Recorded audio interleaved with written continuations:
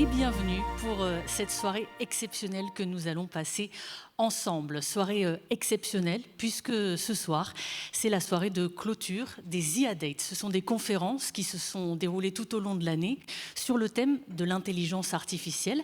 D'ailleurs, si ces conférences ont pu avoir lieu, c'est grâce à la volonté politique de Charles-Ange Ginesy, le président du conseil départemental, ici présent ce soir, grâce également à une collaboration entre le département des Alpes-Maritimes, la Maison de l'intelligence artificielle, le CICTIAM, ainsi que l'Institut Europe IA. Je tenais aussi ce soir à remercier Jean Leonetti, le maire d'Antibes, qui nous accueille dans sa commune. Soirée donc exceptionnelle à plusieurs titres. D'abord, par rapport à la conférence à laquelle nous allons assister et qui s'annonce passionnante. Le thème, les nouveaux enjeux de souveraineté de l'ère de l'intelligence artificielle. C'est vrai que l'intelligence artificielle, c'est un enjeu de technologie, c'est un enjeu économique, mais c'est aussi un enjeu politique. Et c'est de cela dont vont nous parler ce soir nos deux conférenciers. D'ailleurs, je vais les inviter à monter sur scène. Il y a ces deux petits fauteuils qui sont pour vous, Jean-Marie Cavada et Bernard Benamou.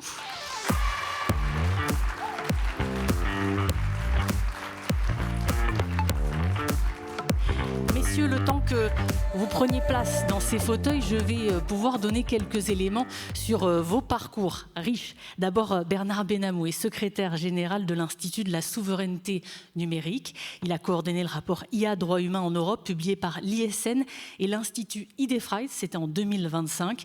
Il a exercé les fonctions de délégué interministériel aux usages de l'Internet auprès du ministère de la Recherche et du ministère de l'Économie numérique. Et il enseigne actuellement la gouvernance de l'Internet à l'université Panthéon-Sorbonne de Paris. Et puis également Jean-Marie Cavada qui est avec nous ce soir, président de l'Institut des droits fondamentaux numériques. Il a été journaliste, président de France 5, en 2004 élu député européen et depuis fin 2019, il est président de l'Institut des droits humains du numérique qu'il a créé avec des juristes, des chercheurs universitaires et des personnalités publiques en partenariat avec des organisations internationales. Donc autant vous dire qu'ils connaissent le sujet de ce soir sur le bout des doigts. Autre temps fort de la soirée, la remise des trophées Alpes-Maritimes Terre d'IA. Nous avons deux lauréats ce soir que vous allez connaître en fin de soirée. Et c'est un trophée très important puisqu'il permet de saluer l'engagement de personnalités qui œuvrent au quotidien au développement de l'intelligence artificielle sur notre territoire. Donc vous connaîtrez leur nom à la fin de cette soirée. Voilà pour le programme. J'espère qu'il vous plaît. Avant que cela commence, je vais demander à Jean Leonetti, le maire d'Antibes, le président de la CASA, de monter sur scène pour s'exprimer. Jean Leonetti.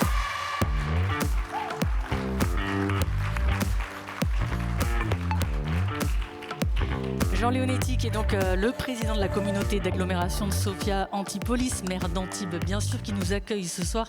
Merci pour cela. Et vous, évidemment, Sophia Antipolis, c'est la première technopole d'Europe. Regardez, il y a juste ici les petits micros pour vous, afin que vous puissiez vous exprimer. C'est super sympa parce que c'est pas prévu, voilà. En tout cas, pas par moi. Donc, très spontanément, je vais dire d'abord à mon ami Charles-Ange Ginesy qu'il a une vision dans ce département qui est une vision prospective, avec une vision sur l'écologie et le développement durable, une vision sur le numérique, c'est-à-dire deux visions transversales sur l'avenir. Et je le remercie d'être toujours présent à Antibes et de travailler ensemble sur l'intelligence artificielle à Sophia Antipolis. Merci Charles-Ange, merci à tous. Je remercie les deux conférenciers, les brillants conférenciers qui sont là ce soir.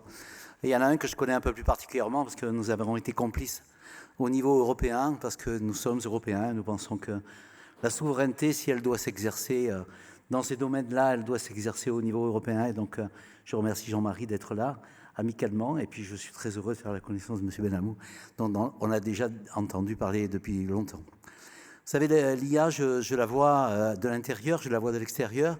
Je la vois comme un élu qui se balade par-ci, par-là. Je la vois comme un médecin qui y voit des découvertes et des avantages merveilleux. Et je vois bien que nous sommes en train d'osciller en permanence entre le rêve de l'illusion et l'angoisse de la destruction. Il y a toujours quelqu'un qui vient et qui vous dit l'IA c'est l'enfer, l'IA c'est la destruction de l'humain. La preuve c'est que ça s'appelle artificiel Et un jour, les robots vont nous dominer. Un jour, on nous dira ce que nous devons penser. Un jour, il apparaîtra sur l'écran des images tellement vraies, alors qu'elles sont fausses, que nous ne serons plus tranchés entre la réalité et la fiction, entre le vrai et le faux. Et puis, il y en a d'autres qui disent « Mais non, regarde, aujourd'hui, tu as une lésion sur la peau, tu l'as fait photographier, tu l'envoies sur l'IA. Et elle te dit exactement ce que c'est, elle te dit même le traitement. Et regarde l'avantage que ça a, parce que montre un scanner compliqué à 3 médecins, et tu le montres à l'intelligence artificielle, et l'intelligence artificielle bat les 3 médecins. Je ne dis pas ça pour angoisser les médecins, je dis simplement pour dire que la part d'humanité continuera à exister, elle doit être toujours au niveau de la technologie, et il faut que nous soyons suffisamment humains pour maîtriser justement les nouvelles technologies. Et donc, entre cet avenir d'espérance et d'angoisse, eh bien, il y a un juste milieu, il y a l'acceptation simplement du génie humain et d'en faire un outil au service de l'homme. C'est pas pour rien qu'on a appelé le slogan de Sophia Antipolis, c'est Tech for Humanity, c'est pour l'humanité que les progrès humains se font et que les progrès techniques engendrent des progrès humains. Donc merci à vous tous d'être là et puis merci à nos superbes conférenciers d'être présents, qu'on va suivre avec passion et on va boire leurs paroles qui sont de l'intelligence humaine. Merci beaucoup Jean Leonetti. Pour un discours non préparé, vous avez été très bien. Pour un discours non préparé, vous avez été très fort. C'est mieux quand c'est pas préparé. Merci beaucoup Jean Leonetti. Je demande maintenant à Charles Anginesi, président du conseil départemental, de monter sur scène. Charles Anginesi, qui est également président du CICTIAM et de la Maison de l'intelligence artificielle. Je tiens à préciser qu'en 2017, vous avez lancé le Smart Deal, dans lequel, pour la première fois, vous faisiez de l'intelligence artificielle une priorité, et c'était quand même 5 ans avant l'arrivée de ChatGPT. À vous. Merci Laurie Canac pour cette précision qui effectivement positionne le conseil départemental comme étant un des précurseurs sur le plan de l'intelligence artificielle, bien que celle-ci existe depuis des années et des années. Mais elle ne portait pas ce nom-là.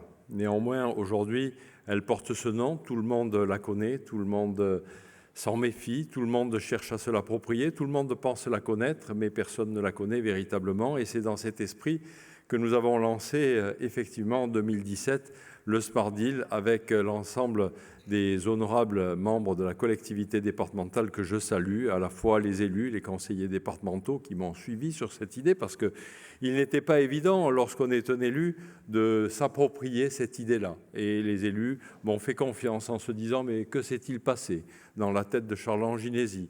Pourquoi nous parle-t-il de Smart Deal ? Pourquoi nous parle-t-il de Green Deal ? On est bien tranquille sur les sujets qui nous occupent au quotidien. » Et ils se sont rapidement aperçus que nous étions dans la course et dans l'avant-garde.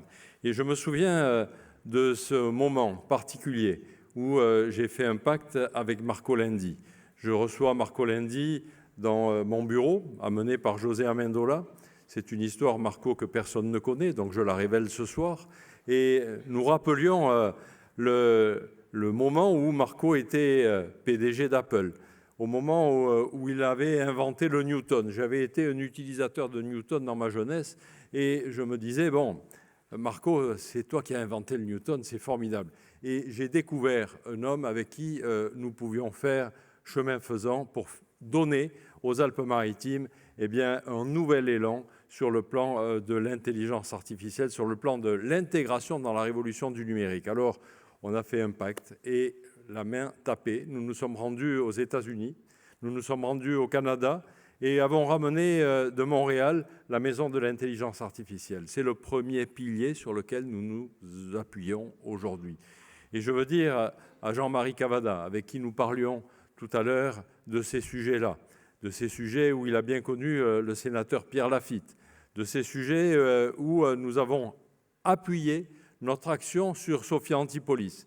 Un grand merci à Jean Leonetti, parce que Jean Leonetti m'a fait applaudir et dit « Bravo à Charles-Ange d'avoir eu cette idée, mais quel appui formidable j'ai eu avec le président de la CASA, avec celui qui porte Sophia Antipolis, qui a fêté en 2019 ses 50 ans. C'est-à-dire qu'avec Sophia, nous avons véritablement une technopole implantée dans les Alpes-Maritimes que la France nous envie, mais que l'Europe nous envie également.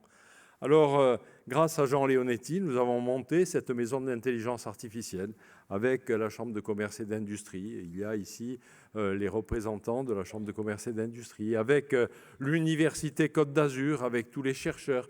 Et petit à petit, cette idée a prospéré. Et aujourd'hui, mon cher Jean, quel bonheur tu nous offres de pouvoir ouvrir le pôle alpha pour transférer la maison de l'intelligence artificielle dans ce nouveau navire de la technologie. Alors oui, je dis à Jean-Marie Cavada, le département des Alpes-Maritimes fait fort et nous avons envie d'aller plus loin. Je dis à Bernard Benamou, et on a avec Bernard Benamou et Jean-Marie Cavada 2 piliers importants qui vont nous apporter leur science ce soir sur les data, sur la souveraineté du numérique, mais en même temps, je veux leur dire qu'ils sont là pour apporter leur soutien à une poussée que nous avons voulu, à un écosystème qui doit embarquer l'ensemble des départements de France. Et ce n'est pas pour rien que nous nous retrouvons chaque année avec le président Sauvadet, qui est président du département de la Côte d'Or, mais en même temps président des départements de France, ici dans les Alpes-Maritimes, pour dire « Allez, il faut que chaque département s'inspire de ce que nous faisons dans les Alpes-Maritimes et que nous nous enrichissions les uns les autres pour donner à la France la force qu'il faut, la force nécessaire pour embarquer la France dans un effet d'entraînement qui fait que l'Europe puisse se trouver à l'équilibre pour contrebalancer ce que nous subissons depuis des années avec les GAFAM, de ce que nous subissons depuis des années avec les BATS. Alors oui, nous avons envie d'avancer. Et je dirais que ce soir, dans cette clôture des IA-Date, il y a un moment important, parce que les IA-Date sont ce pilier, cette colonne qui nous a permis d'apporter à la fois l'acculturation au plus grand nombre. Et je reconnais dans la salle énormément de celles et ceux qui nous ont suivis sur toutes ces IA-Date, avec des intervenants très forts, très puissants, que ce soit le mathématicien Cédric Villani, qui avait embarqué, là aussi, toute une foule et nous avait amené dans un raisonnement important, que ce soit avec Luc Julia, qui a été celui qui nous a présenté les navettes autonomes, leurs inconvénients et bien d'autres choses, que ce soit avec Laurent Alexandre, qui, là aussi, est souvent contesté, mais il a amené dans le débat des questionnements forts. Il a bousculé nos consciences. Et je le disais hier soir au professeur Nordlinger, qui était invité au Palais Sardes, un lieu où nous nous réunissons régulièrement, sur la santé, pour dire l'IA, l'intelligence et la santé, la souveraineté et la santé, la souveraineté des données nationales pour la France et la santé, c'est quelque chose de très cher à nos cœurs et cher au cœur de Jean Leonetti, qui est devenu un passionné. Et avec Jean, nous portons cette affaire-là de manière formidable. Alors ce soir, c'est la clôture. Je suis heureux que Jean Leonetti nous ait ouvert le Palais des Congrès d'Antibes-Juan-les-Pins. Merci Jean. On peut l'applaudir une nouvelle fois parce que cette salle nous permet d'avoir une cérémonie de clôture digne de ce que représentent les IA-Date, un pilier formidable. Et avec Marco, je peux vous dire que nous n'avons pas fini de faire parler de nous avec les conseillers départementaux, conseillères départementales qui sont au rang et au premier rang, et avec le député que je salue également, mon ami Éric Pauget, qui est également ici avec nous, Jacques Jante, Vanessa Lelouch, probablement je vais en oublier. Allez, je vous dis à tous une très très bonne soirée. Merci à nos 2 intervenants pour la qualité de ce qu'ils ont déjà apporté à la France. Je sais que vous avez été entendus récemment et audités par les sénateurs, par les membres de l'Assemblée nationale. Ça donnera un écho formidable. On va écouter, comme l'a dit Jean Leonetti tout à l'heure, et on va boire vos paroles. Merci à tous. Merci beaucoup, Charles-Ange Ginesi, président du conseil départemental. Et en effet, cette conférence va pouvoir commencer. On en rappelle le thème passionnant ce soir, les nouveaux enjeux de souveraineté à l'ère de l'intelligence artificielle. Bernard Benamou, c'est à vous. Merci. Hop. Alors, Tout d'abord, merci pour cette invitation. Et je suis ravi, effectivement, de revenir dans cette salle que j'ai eu le plaisir de découvrir il y a quelques mois, pour vous parler d'un sujet qui nous est cher, d'autant plus que nous avons produit ensemble, l'Institut de Jean-Marie Cavada et le mien, donc l'Institut de la souveraineté numérique et l'Institut IDF Rights, un rapport que nous présentons au travers de cette soirée aujourd'hui. Nous vivons un moment particulier. Regardez ce que disait le PDG de Google en 2016. Il avait déjà une vision assez claire de ce que pourraient devenir les outils que nous utilisons aujourd'hui, ces outils qui n'existaient pas à l'époque, mais dont on voyait qu'ils allaient pouvoir exister. Il disait clairement qu'on passait effectivement du mobile à l'ère de l'IA, avec des assistants qui allaient nous aider tout au long de la journée. Vous voyez, plus récemment, un ouvrage de référence sur l'IA qui évoquait effectivement le fait que l'IA, ce n'est pas comme certains des outils que nous utilisons déjà. C'est un soubassement. Alors le terme un peu évolué qu'on utilise, c'est métatechnologie, peu importe, qui effectivement sera présent partout, de façon visible, dans notre activité au travers de nos assistants, et on verra comment ils évolueront, mais aussi de façon invisible dans la plupart des systèmes avec lesquels nous interagirons sans même nous en rendre compte. Une question, à quoi tout cela pourrait ressembler demain ? Ce que je m'apprête à vous montrer, c'est une séquence issue d'une série, Star Trek en l'occurrence, de 2017, où l'on voit une personne, alors j'explique ce qui se passe, la personne est dans un vaisseau, elle est emprisonnée, le vaisseau est attaqué, à moitié détruit, et si elle ne s'évade pas, elle va mourir. Regardez.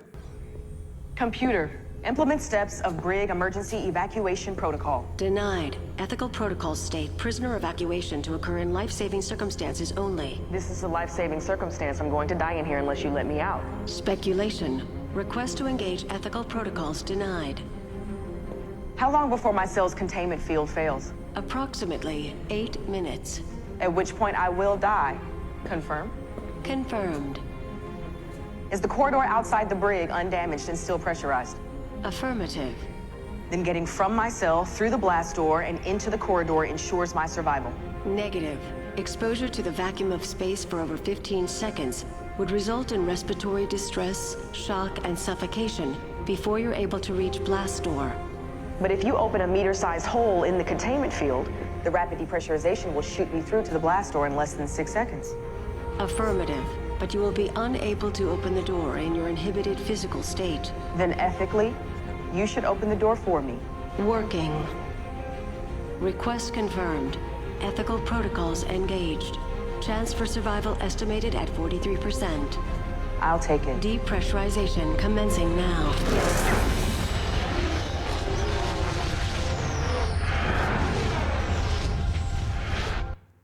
Donc vous ne saurez pas si elle a survécu.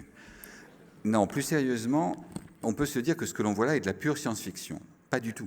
Aujourd'hui, sans même que nous nous en rendions compte, nous sommes déjà en train de prévoir, voire même de vivre, le moment où on devra choisir qui doit mourir ou qui doit vivre, et ce sera une IA qui choisira. Regardez le schéma suivant, qui est issu d'une enquête du MIT, qui a été faite auprès de plusieurs millions de personnes, 2,5 millions de personnes, donc une grande enquête, sur qui doit-on sauver en cas d'accident de voiture autonome. Vous voyez, ce qu'on appelle maintenant les robotaxis. Eh bien, c'est pas compliqué. Vous voyez, on a rassemblé les réponses de tous les pays, et on voit qu'effectivement, en gros, on protège l'enfant, etc., la femme enceinte. Alors, pour une raison inconnue, le chat meurt tout le temps, je ne sais pas pourquoi, mais... Non, mais plus sérieusement, suivant les pays, les réponses sont considérablement différentes. C'est-à-dire que lorsqu'on demande à des pays asiatiques qui on doit tuer en premier, eux disent le jeune. Tandis que nous, dans les pays occidentaux, on va protéger le jeune au détriment, entre guillemets, de la personne plus âgée. Et donc, vous voyez qu'en fonction des pays, donc des cultures, donc des civilisations, on peut avoir des réponses issues des IA qui seront radicalement différentes. En ce sens, les décisions de vie ou de mort qui pourront être prises par ces IA devront être soumises à un débat démocratique, sinon nous rentrerions dans une autre civilisation que la nôtre. Quel alignement sur les principes et valeurs européennes, justement? L'un des dangers ou l'un des problèmes des IA aujourd'hui, c'est ce qu'on appelle le problème d'alignement, c'est-à-dire le fait que les IA répondent à des principes, à des considérations éthiques, morales, sociales ou politiques qui correspondent à nos principes et nos valeurs. Regardez ce qu'en dit un des tout meilleurs spécialistes mondiaux de l'IA, Stuart Russell, lors d'un reportage fascinant sur justement ce que sont les problèmes d'alignement des machines. We Regardez. build a machine and we put the objective into the machine and the machine pursues the objective.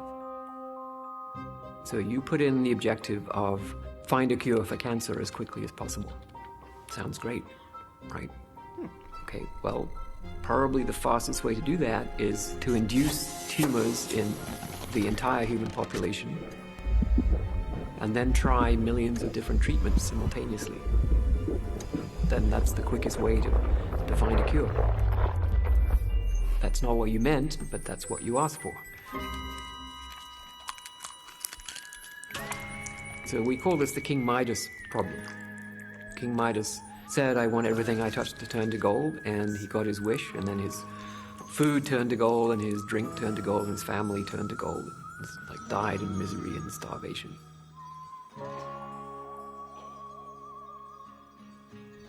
You know, this is a very old story. We are unable to correctly specify the objective. Voilà. Ça résume, de la part d'un des grands sachants dans le domaine de l'IA, ça résume l'un des problèmes. C'est qu'on ne sait pas encore comment transmettre nos principes. Et effectivement, nos objectifs peuvent être compris, entre guillemets, par la machine d'une manière qui est totalement différente, avec des biais, des discriminations, enfin, toutes choses qui posent de vrais problèmes. Un autre problème qui a été évoqué d'ailleurs dans la présentation qui nous a été faite par M. Ginesi et effectivement de la conférence elle-même, c'est le problème des données. Les données, et en particulier les données personnelles, sont infiniment nécessaires, indispensables à l'heure actuelle, ça pourrait changer, à l'entraînement des IA. Mais c'est peut-être aussi un outil, et on le voit de plus en plus au travers de ce qu'on appelle maintenant les guerres hybrides, même si le terme est controversé, c'est un outil fantastique pour contrôler, manipuler une population. Regardez ce que nous dit Shoshana Zuboff, une des meilleures spécialistes mondiales de ces données et de la manière dont elles sont exploitées par les grands acteurs de l'Internet. Ces outils, et alors cette phrase qui est assez belle, nous pensions chercher sur Google, mais c'est en fait Google qui cherchait en nous.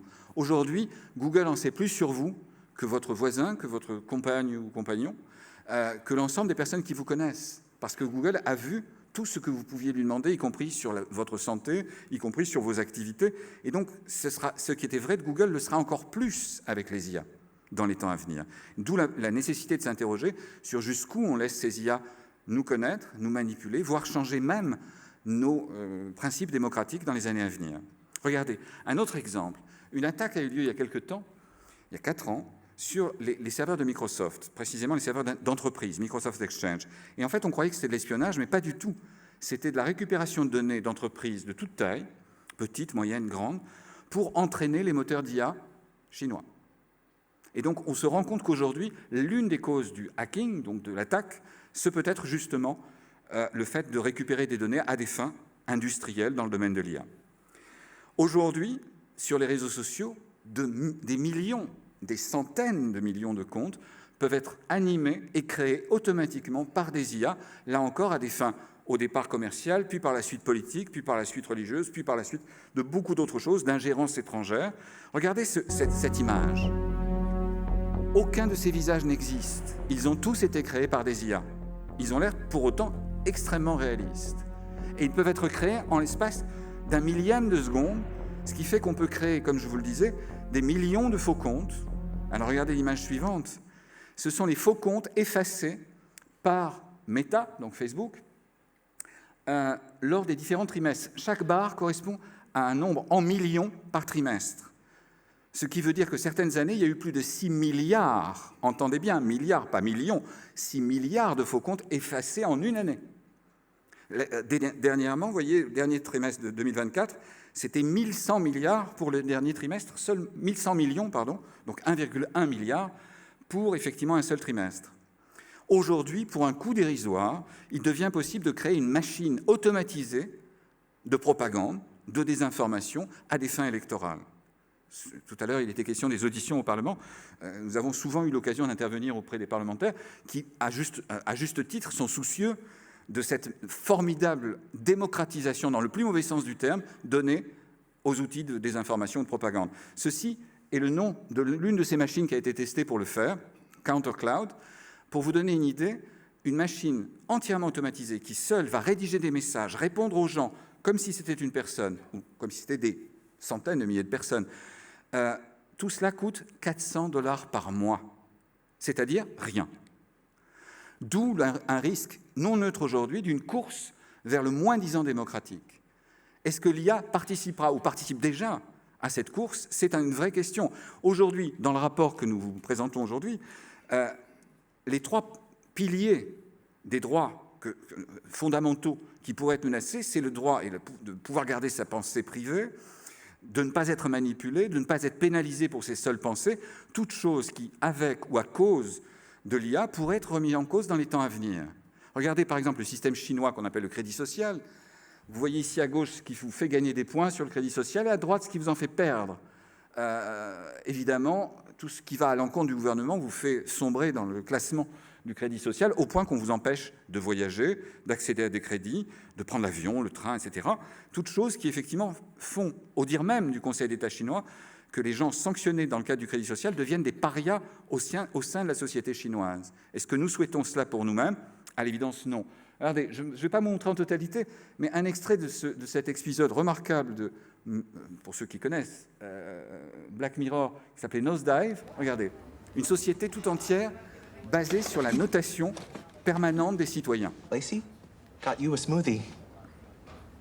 Got one for everyone, actually. Still a bunch of them for grabs. They're from the organic stall at the farmer's market? Sure. Okay.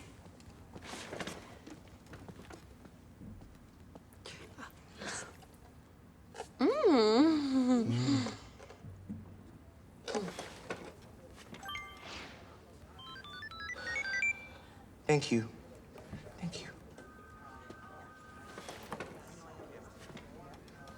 We're kinda not talking to Jess.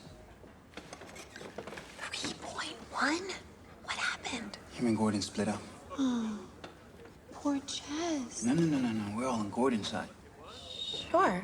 Obviously. So Jess is kissing ass, trying to scrape himself back.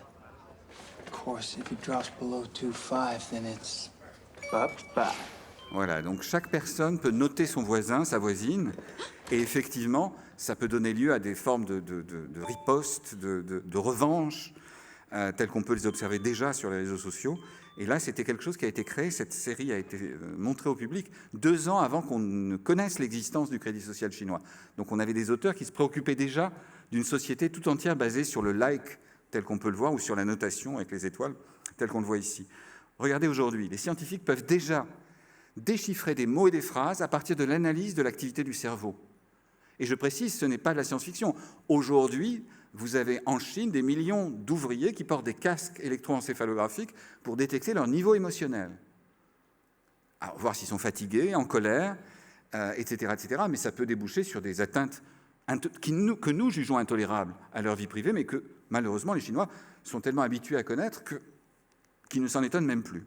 Un autre domaine que les Chinois nous envient, c'est l'indépendance de la justice. Nous avons eu avec Marco Landi l'occasion de faire un procès de l'IA à Paris.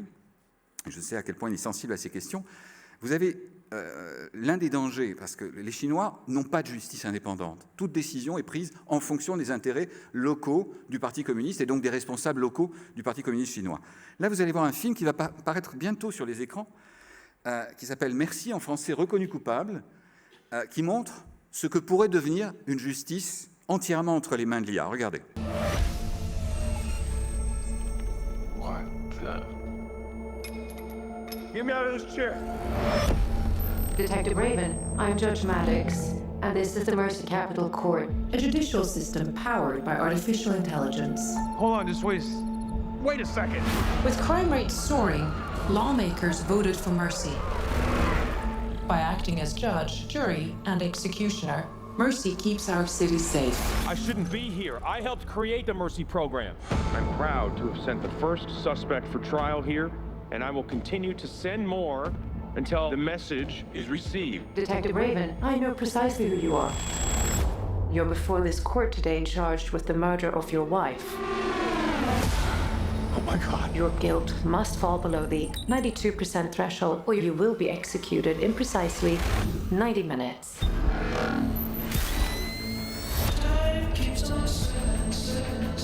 I loved my wife. I didn't hurt her. Detective Raven, the city's municipal cloud is at your disposal. Every camera, cell phone, and database. You must gather evidence to exonerate yourself. Là encore, vous le verrez, si le cœur vous en dit, en plus ça a l'air effectivement assez prenant, mais cette idée que l'IA puisse être prise comme base d'un système judiciaire, là non plus n'est plus de la science-fiction. Vous avez déjà des outils de ce genre, en particulier sur le calcul, ou en tout cas l'estimation du niveau de récidive possible par rapport à un individu, ce qui pose de sérieux problèmes, là encore, de discrimination dans certaines juridictions américaines. Et on voit bien effectivement à quel point ça pourrait se développer. Regardez ce que dit Kate Crawford, qui est une des meilleures spécialistes de l'impact de l'IA sur la société. L'intelligence artificielle, c'est la politique par d'autres moyens. Ça rappelle la phrase de Clausewitz, la guerre, c'est la politique par d'autres moyens. Clairement, l'IA, c'est politique. Regardez ce que dit Pavel, là aussi, à la Rand Corporation, un chercheur très pointu dans ces domaines. Bien que les technologies aient souvent influencé la géopolitique, avec l'IA, les technos elles-mêmes deviennent des acteurs géopolitiques. Ça, c'est une nouveauté. La diapo suivante est de quelqu'un que je cite rarement, et avec lequel Olena Kouchakowska, que je connais bien, qui est une amie, sait que je suis en désaccord sur quasiment tout, mais, sur ce point-là, il a raison. Un certain Vladimir Poutine. L'intelligence artificielle représente l'avenir, non seulement pour la Russie, mais pour l'humanité tout entière. La nation qui sera leader dans le domaine de l'IA dominera le monde. D'où d'ailleurs, ce que j'entends dire, c'est de sourdes ou secrètes négociations auraient lieu en ce moment entre Trump et Poutine pour justement échanger sur l'IA, parce que les Russes savent à quel point ils auront besoin, entre guillemets, de transferts technologiques dans ces domaines. Malheureusement, comme on en parle, l'IA améliorera aussi les outils. Vous savez, moi qui ai connu le début, entre guillemets, de l'Internet grand public, comme certains d'entre vous ici, je crois, par définition, au départ, on pensait que ce serait un outil d'émancipation et de démocratie. On se rend compte que c'est beaucoup plus compliqué que ça, et que les dictateurs savent très bien s'occuper de l'Internet pour maîtriser leur population. C'est vrai en Chine, c'est vrai dans d'autres pays, et on voit bien à quel point, je dirais, pour eux, le bénéfice en termes de sécurité de leur régime dépasse largement, effectivement, les risques que l'on imaginait au départ. On a eu 4 moments Spoutnik. Je vais le faire rapidement. Les moments Spoutnik, c'est les moments où un bloc s'est rendu compte qu'il était en retard sur l'autre. Deep Blue bat Kasparov, et là, tout d'un coup, on se rend compte que les meilleurs ordinateurs battent les meilleurs champions d'échecs, 97. DeepMind bat, AlphaGo bat l'un des meilleurs champions, je crois qu'il était coréen, Fan Hui, en 2015. 2017, Poutine déclare l'IA géostratégique, ce que je viens de vous montrer. Et 2025, le lancement public de DeepSeek, l'une des grandes IA, effectivement chinoise, qui a beaucoup fait parler d'elle ces derniers mois. Tout à l'heure, il était question du risque, effectivement, que tout soit vrai ou perçu comme vrai alors que ce serait faux. Pour tout vous dire, ce qui m'inquiète plus, c'est que les gens ne croient plus le vrai et pensent que tout est faux. Mais en gros, nous assistons à un moment où les créations issues des IA génératives, celles que l'on voit créer des images, des vidéos, du son, sont devenues tellement réalistes qu'on ne sait plus regarder cette séquence. Tout ce que vous voyez là a été créé à partir d'une série d'instructions par texte, ce qu'on appelle dans nos jargons un prompt. Regardez. It's a force, a wild, untamed might. And she commands your awe with every breaking light.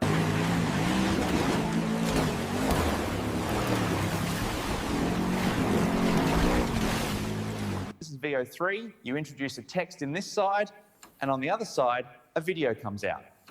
Try it out.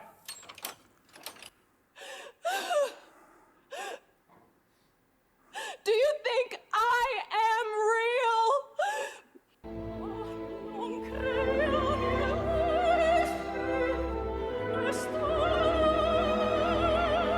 We're gonna light up the sky.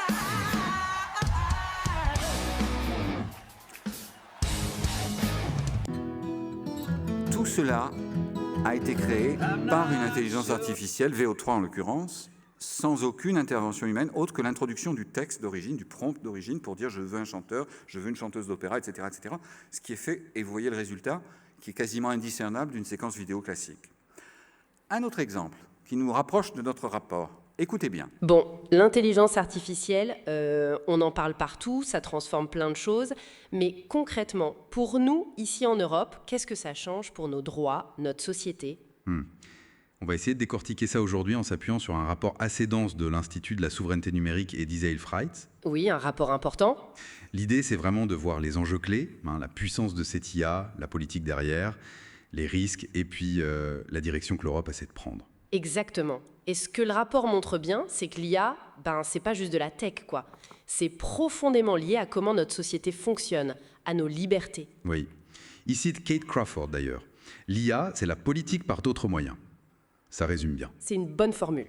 Et le rapport reconnaît le potentiel, optimiser l'industrie, aider aux diagnostics médicaux. Bien sûr. Mais il met surtout le doigt sur les inquiétudes. Et pas forcément des trucs de science-fiction, genre Skynet, mais des impacts très concrets, maintenant ou très bientôt. Tout à fait. On peut penser à la surveillance de masse, qui devient beaucoup plus facile avec l'IA. Ou la manipulation, on a eu l'exemple de Cambridge Analytica, c'est parlant. Oui. Et le rapport va même plus loin, il explore comment la protection sociale pourrait dériver vers une sorte de contrôle permanent des comportements. C'est surtout ça, je trouve, qui est intéressant, ce focus sur les conséquences à moyen terme. Et au cœur de tout ça, il y a les données, évidemment. Ah bah oui, le carburant. Chaque clic, chaque like, ça nous profile. Le rapport rappelle cette étude de Cambridge, c'était assez fou, 88% de précision pour deviner l'orientation sexuelle juste avec les likes Facebook. C'est énorme. Et une autre étude, Sanford, je crois, montrait que parfois, ces profils IA sont plus précis que ce que nos proches pensent de nous. C'est dire. Ça donne le vertige un peu. Et ces données, elles ne servent pas juste à nous profiler. Je vais arrêter, mais pour ceux d'entre vous qui ne l'auraient pas deviné, ce ne sont pas des personnes qui parlent. C'est une IA, en l'occurrence Notebook LM, produit Google, qui, à partir du texte du rapport, produit ce podcast, cet apparent podcast, avec 2 personnes qui se répondent, en prenant appui sur le contenu et en analysant le contenu du texte. Je vous invite, pour ceux d'entre vous qui ne l'ont pas testé, à tester ce genre de choses. C'est assez effrayant parce que, on en parlait justement avec Jean-Marie Cavada, imaginez effectivement les capacités que ça donne pour effectivement se passer d'une personne, d'un rédacteur, d'un animateur, pour faire effectivement des choses. Donc ça porte de vraies questions pour l'avenir.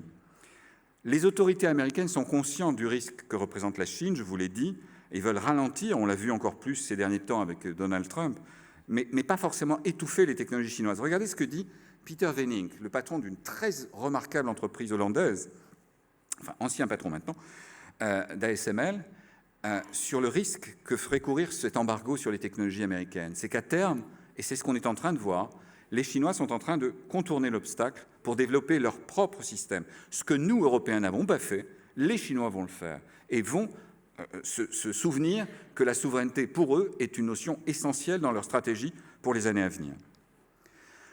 Récemment, les Chinois ont même menacé l'Europe de bloquer effectivement les terres rares si on ne livrait pas certains secrets industriels des entreprises. Certains ont parlé, dont Stéphane Séjourné, ont parlé quasiment de raquettes que voulaient installer les autorités chinoises, au point que Ursula von der Leyen s'est inquiétée, au point d'envisager des sanctions en retour si effectivement ces restrictions sur les terres rares, qui, comme vous le savez peut-être, sont essentielles à la composition de tous les systèmes électroniques et technologiques actuels, par définition, on est dans une période d'affrontement par rapport à ces technologies. Des drones aux armes autonomes, là on rentre dans des domaines pas sympas du tout. Regardez cette séquence. We're still pretty far from the Terminator.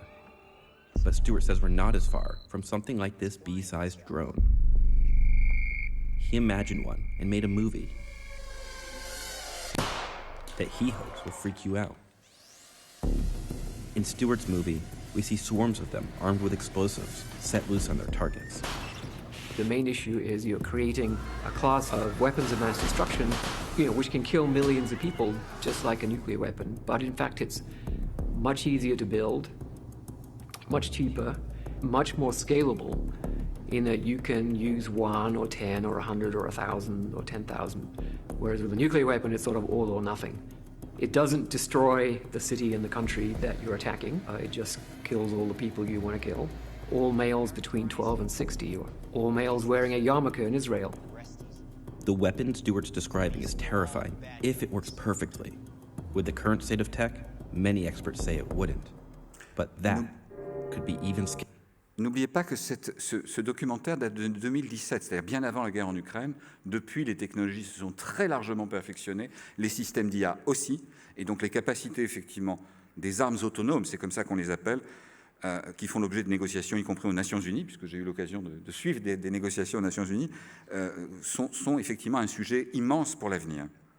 Des conséquences culturelles. Tout à l'heure, il était question de certaines personnalités qui imaginent qu'on devrait modifier l'humain pour le rendre, entre guillemets, plus intelligent. Je ne citerai pas, mais certains le pensent. Ça s'appelle le transhumanisme. Il y a aussi une idéologie qu'on appelle maintenant le long-termisme, ou l'eugénisme, qui là, pour le coup, est loin d'être récent. Mais tout ça se mélange et vous avez une sorte de nouvelle philosophie qui se met en place autour des géants de la Silicon Valley dans ces domaines et qui est particulièrement inquiétante. Regardez la déclaration transhumaniste. En gros, c'est accepter, embrasser toutes ces modifications, qu'elles soient génétiques, qu'elles soient informatiques, ou même de la fusion entre les deux, de l'informatique et de la biologie, avec par exemple Neuralink de Elon Musk, et beaucoup d'autres. Et en gros, ils disent qu'il faut y aller bien davantage. Et regardez, le problème, c'est que ce credo a quelque chose de particulier. C'est qu'il nous permet aussi, enfin, il leur permet d'envisager de repousser toute forme de régulation éthique, y compris d'ailleurs sur le développement durable, puisqu'il a été question de ça, en disant c'est pas grave, l'important c'est que les humains finissent par coloniser d'autres planètes. Vous connaissez le credo de Elon Musk dans ce domaine, il y est un peu revenu, mais enfin, pas totalement. Et en disant la destinée de la planète est plus importante que la liberté de chacun, et donc on doit sacrifier les libertés au profit de la destinée multiplanétaire de l'espèce humaine. Je vous laisse libre de juger si vous souhaitez que vos libertés soient limitées au nom d'un futur fort hypothétique de peuplement d'autres planètes. L'une des questions essentielles, quelle est notre réponse à nous, Européens? Si nous ne développons pas notre propre écosystème, au-delà de toute forme de régulation, au-delà de toute forme d'intention politique, si nous n'avons pas une politique industrielle dans ces domaines, nous serons effacés. Ce que dit très bien le rapport d'ailleurs de Mario Draghi, sur lequel je vais revenir, regardez ce que dit Mariana Mazzucato, une économiste italo-américaine remarquable. Il n'y a pas une seule des technologies de l'iPhone qui n'ait pas été financée par l'État fédéral. Regardez les noms. Réseau sans fil, Internet, GPS, écran tactile, assistant personnel Siri, et on pourrait continuer. Réalité augmentée, réalité virtuelle, tout ça a d'abord été financé sur des fonds militaires. Si nous ne développons pas nous-mêmes des passerelles entre recherche civile et militaire, effectivement, nous n'y arriverons pas. Regardez les investissements privés effectués pour la seule année 2023 dans les différents pays du monde et aux États-Unis. France, vous voyez, c'est 1,69. États-Unis, 67,22. Vous faites le calcul, on est à plus de 30, près de 40 fois. Etc., etc. Vous voyez effectivement les disparités d'investissement. Regardez ici, l'investissement cumulé dans les startups entre 2013 et 2022, avec des zones massives. Vous voyez, le chiffre du haut, c'est le nombre de startups, le chiffre du bas, en milliards de dollars, c'est le niveau d'investissement. États-Unis, 249 milliards de dollars, France, 7. United Kingdom, donc Grande-Bretagne, 18, Allemagne, 7 comme nous. Vous voyez, on voit les différences, et évidemment, Chine, 95. Ce que dit l'excellent rapport de Mario Draghi, que je vous conseille vraiment, c'est que si nous ne prenons pas notre destinée en main sur les technologies stratégiques, nous assisterons à une agonie de l'Union européenne. Et ce n'est pas n'importe qui le dit, c'est l'ancien Premier ministre italien et surtout l'ancien patron de la Banque centrale européenne qui nous a sauvés pendant la crise des subprimes. Donc c'est quelqu'un qui a une certaine maîtrise des questions géostratégiques et économiques. Regardez ce qu'il dit. Nous sommes les plus ouverts, les plus dépendants. Nous avons le prix de l'énergie le plus élevé en Europe. Nous sommes sévèrement en retard dans les techs et nous sommes les moins prêts à nous défendre militairement. Regardez des chiffres. Notre ratio échange sur PIB dépasse 50%. 37% en Chine, 27% aux États-Unis. Donc en gros, nous ouvrons grand les portes quand les autres nous les referment au visage. Nous importons plus de 80% de nos technologies numériques. Un chiffre que personne ne connaît, la part des technologies françaises dans l'achat en France de technologies. Cette part s'élève à 1,5%. Au moins, ça recadre un peu les choses. Seuls 10 États membres dépensent plus de 2% du PIB, ça vous l'aviez compris, c'était effectivement les discussions qui ont eu beaucoup lieu. D'où l'importance, la nécessité, l'urgente et ardente nécessité de développer une troisième voie qui soit protectrice. Et comme le dit souvent Jean-Marie Cavada, le but n'est pas de dire il faut légiférer, donc bloquer, au contraire. L'idée, c'est de créer une attractivité. Regardez ce que disait Charles Michel, le président du Conseil, il y a quelques temps, il y a 5 ans, entre le modèle technologique américain, business avant tout, et le modèle autoritaire chinois, il y a une place pour un modèle attractif centré sur l'humain. Cela pourrait bien être la marque distinctive de la voie européenne dans la révolution numérique.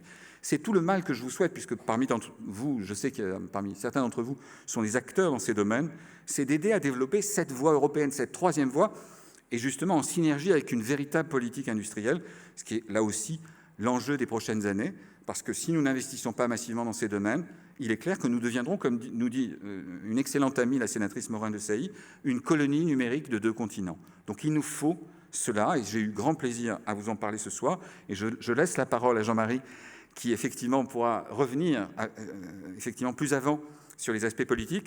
Et ici, vous voyez le rapport en français et en anglais sur le site à la fois de l'Institut des droits fondamentaux numériques et de l'Institut de la souveraineté, qui est accessible gratuitement. Donc nous serons toujours attentifs et serons heureux de répondre à toutes vos questions, d'une part ce soir, évidemment, avec le temps qui nous restera, mais aussi, si vous nous écrivez à propos du rapport, ce sera toujours avec grand plaisir. Je vous remercie infiniment. Merci beaucoup, Bernard Benamou. C'était passionnant. Je vous laisse récupérer votre place dans le fauteuil. En effet, et vous l'avez dit un petit peu en amont, juste après l'intervention de Jean-Marie Cavada, il vous sera possible, cher public, de poser vos questions à nos intervenants. C'est vrai qu'ils nous apportent des réponses, mais aussi ils nous font nous poser un certain nombre d'interrogations. Je vous en prie, Jean-Marie Cavada, c'est à vous.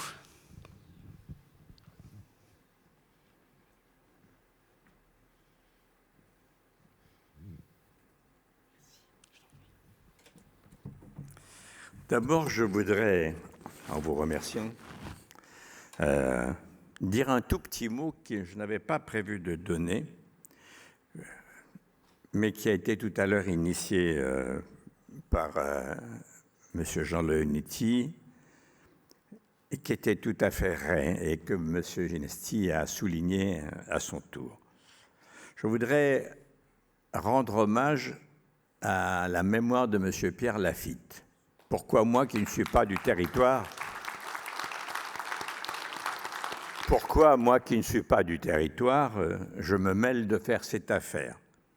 Quand j'ai construit ce qui s'appelle aujourd'hui France 5, une chaîne que j'avais conçue pour compenser les dérives de la chaîne la plus connue du service public qui était France 2 et qui commençait à courir dans la compétition derrière TF1.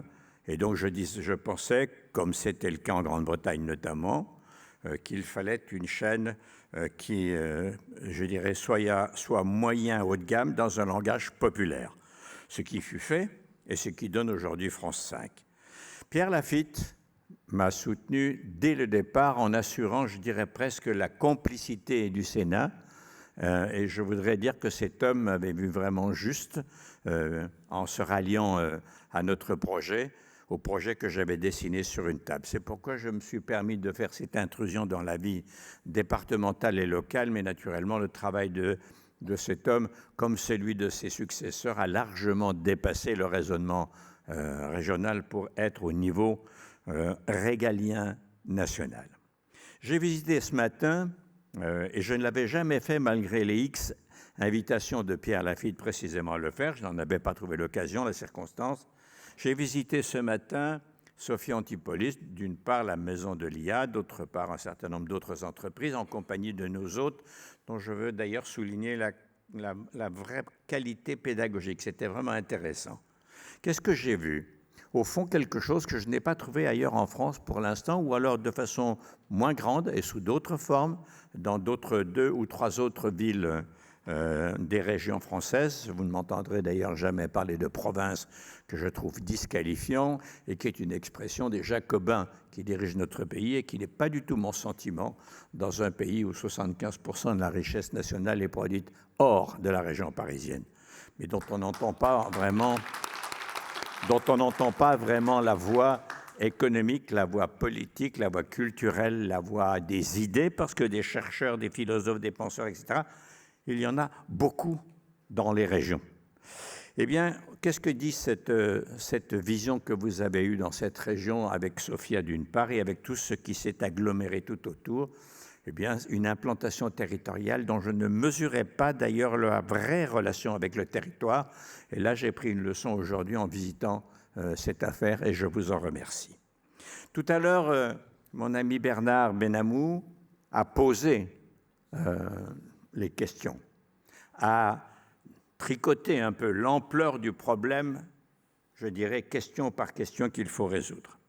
Je voudrais esquisser quelques réponses. Je ne vous apprendrai pas grand-chose ce soir, je ne le crois pas, mais je voudrais à la fois dédramatiser et à la fois prendre avec beaucoup de gravité les questions que pose aujourd'hui l'invention d'une machine par les hommes, capable d'égaler les hommes, et peut-être même, du point de vue mécanique, c'est sûr, c'est déjà fait, mais peut-être un jour aussi de dicter dans leur cerveau, comme l'a montré d'ailleurs un certain nombre de diapos de Bernard, de dicter aux hommes leur façon, disons, de se conduire, à défaut même peut-être de penser.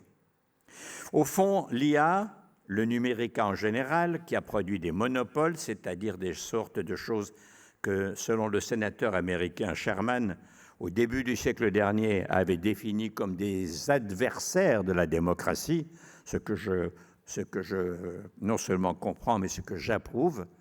Dans un pays où les monopoles ont été toujours un sujet de combat de la part des autorités fédérales, et au fond, c'est dans ce pays que les plus grands monopoles mondiaux de la technologie d'aujourd'hui et de demain, celle qui prépare l'avenir, celle qui va répartir les forces dans les différents continents, c'est dans ce pays que ces monopoles ont trouvé refuge. Si je dis cette chose, c'est parce que je voudrais casser un peu de porcelaine, car ça suffit. Le numérique en général et l'IA en particulier sont en train de déverser dans le monde entier un colonialisme sophistiqué d'une finesse inouïe qui s'appelle le colonialisme juridique, puisque c'est probablement, hors la puissance militaire des vainqueurs après la Deuxième Guerre mondiale, lors de la Deuxième Guerre mondiale, la seule fois où, sans blesser personne, ou en tout cas en apparence, sans tuer personne, en tout cas en apparence, au moins jusqu'à présent, une disposition juridique a permis d'imposer une loi dans le monde entier. De quoi je parle? En 1996, le président américain Clinton a fait voter par le Congrès une loi qu'on appelle, les juristes, s'il y en a dans la salle, la reconnaîtront, la section 230. Qu'est-ce que dit cette section 230? Elle dit non pas que le président et le Congrès ont cédé au remboursement par des méthodes de protection gouvernementale de l'argent électoral qui avait largement alimenté la campagne de M. Clinton, car c'est de ça qu'il s'agit, l'argent de la Silicon Valley, mais elle dit quelque chose d'assez effrayant quand on y pense, c'est que les réseaux sociaux ne sont pas responsables de ce qu'ils diffusent. C'est la première fois dans l'histoire de la communication au public de tel ou tel média, or ce sont des médias, c'est la première fois que l'on dégage de toute forme de responsabilité juridique, financière, pénale et autres, les responsables de ces réseaux. Pourquoi est-ce que ceci a été demandé à l'administration Clinton? Pour une raison simple, c'est que plus on autorise à n'importe qui, disant n'importe quoi, plus on provoquera de réactions, plus on grossira le trafic sur les réseaux, plus on grossira l'influence de tel réseau, de tel autre réseau, de tel autre concurrent, et au total, plus on draguera de chiffre d'affaires à ramener dans les entreprises. C'est un acte que je juge d'une immoralité insensée. Si un petit journal, je vais en prendre un qui n'est pas d'ici, le Petit Bleu des Côtes du Nord, s'il existe encore, qui péniblement doit diffuser à quelques petits milliers d'exemplaires, insulte une personne anonyme, un élu, un scientifique, un artiste, ou s'il lui porte tort d'une façon beaucoup plus grave encore que la simple altération de la réputation, eh bien, il paiera une amende forte, il ira peut-être en prison, la loi le prévoit, et en tout cas, les sanctions seront extrêmement lourdes. Mais qu'est-ce que vaut aujourd'hui ce petit bulletin, si je puis dire, à côté des milliards de messages diffusés par les réseaux et qui vont désormais non pas se contenter de diffuser le sentiment des humains, quel qu'il soit, mais qui vont se hisser à diffuser des nouvelles qu'ils auront fabriquées eux-mêmes, dans toute l'acception que Bernard vous a démontrée tout à l'heure. C'est-à-dire qu'au fond, où est la responsabilité? La responsabilité, de mon point de vue, elle est, en ce qui concerne nous, Européens, ce n'est pas à nous d'aller faire les lois des États-Unis, même si elles nous envahissent, ce qui est le cas, puisque ça a été exporté, cette irresponsabilité, dans le monde entier.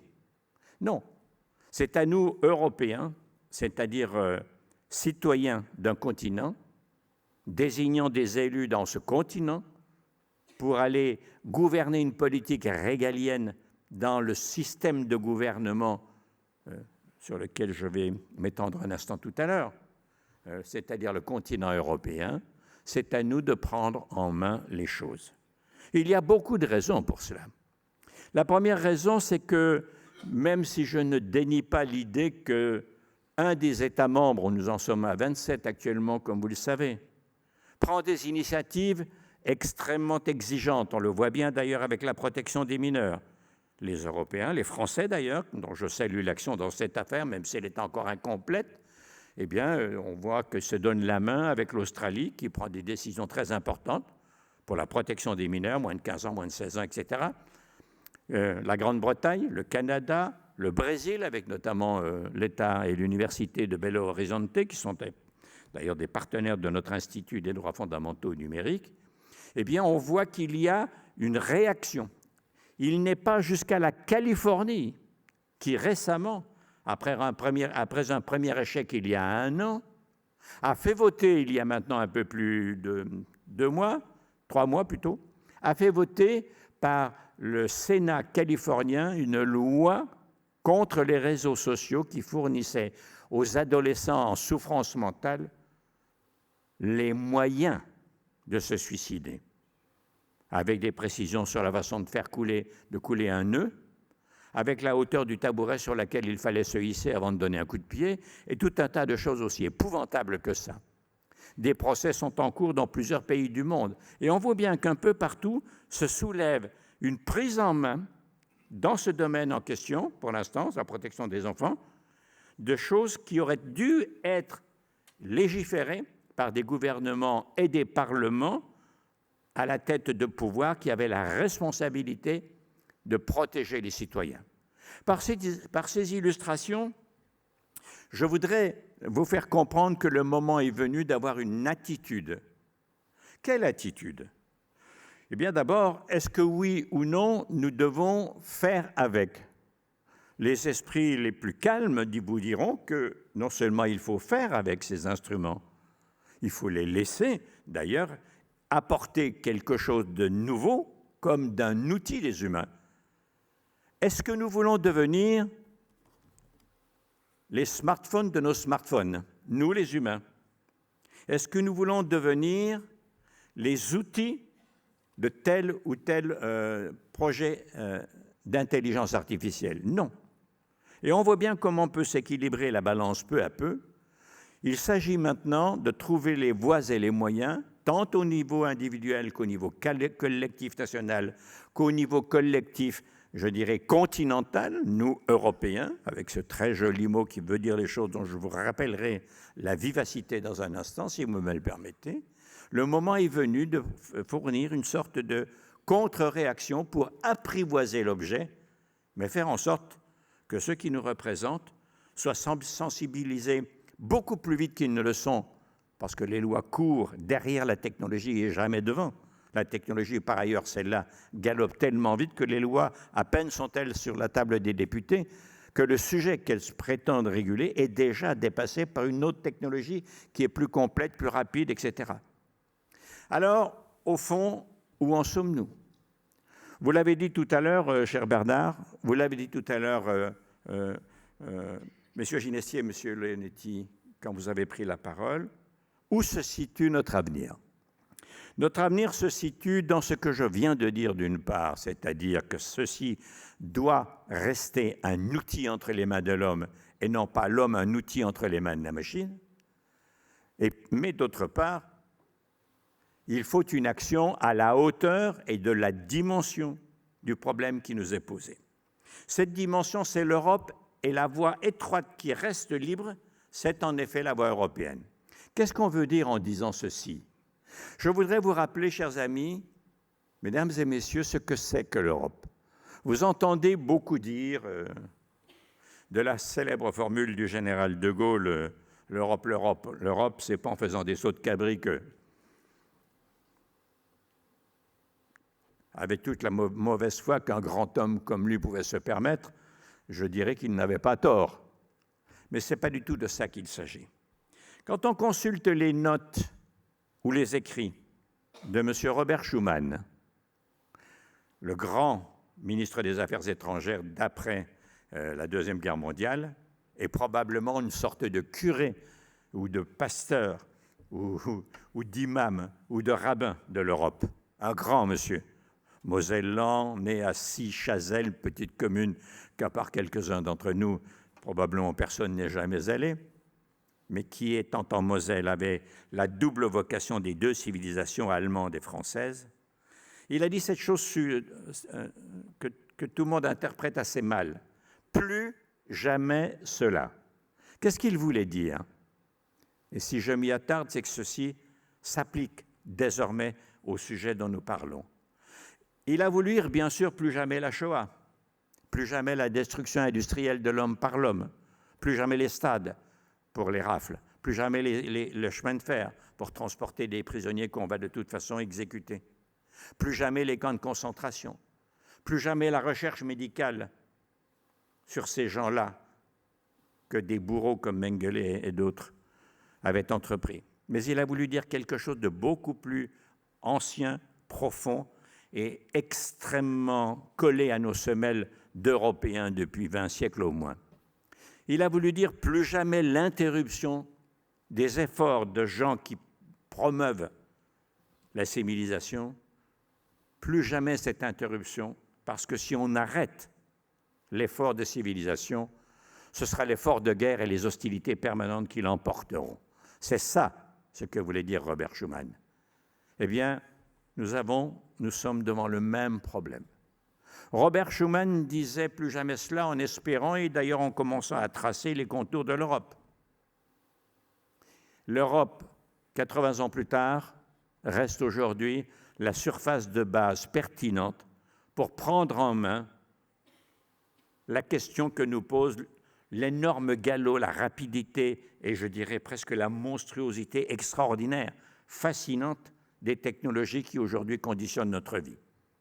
Qui conditionnent quoi d'ailleurs dans notre vie?